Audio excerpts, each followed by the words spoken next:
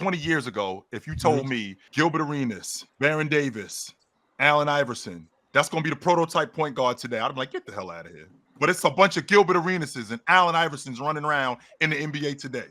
That's what's going on. You know what's so funny? When I came into the league, and I started on the bench first. While I'm watching the game, learning, trying to figure out like what I was, I realized that the point guards themselves was handicapped with the ability to score. They had to run offense, right? So I remember it was my first start.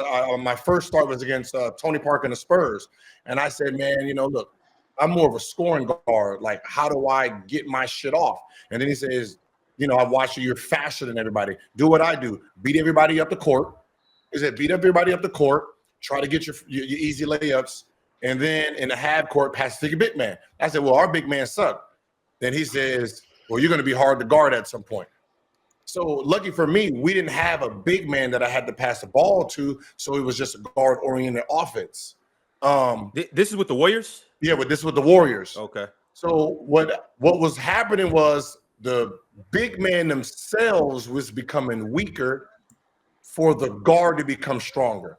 So if the league had a whole bunch of Jokic's and all that stuff, the guard wouldn't have came out like he did. He would have been more traditional. Like if you look at Chris Paul, he never really had a big man he had to throw the ball into where he couldn't control the tempo. So the Dames, and I mean Dame had LaMarcus, but I started seeing the guard play become more aggressive-minded towards the offense, right? Marbury was still handicapped a little bit. Even Baron Davis was probably the most complete.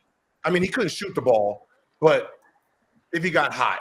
But when it came to pure point and scoring. You said Marbury was handicapped. In what way was Marbury handicapped? Because he was one of the best downhill guards in the game. Because he was handicapped because the idea of being a ball hog was circling his name.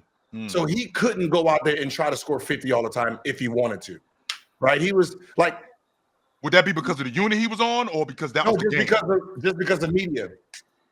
Like, think about it. He averaged, 19 and 8 his whole career, but called the ball hog.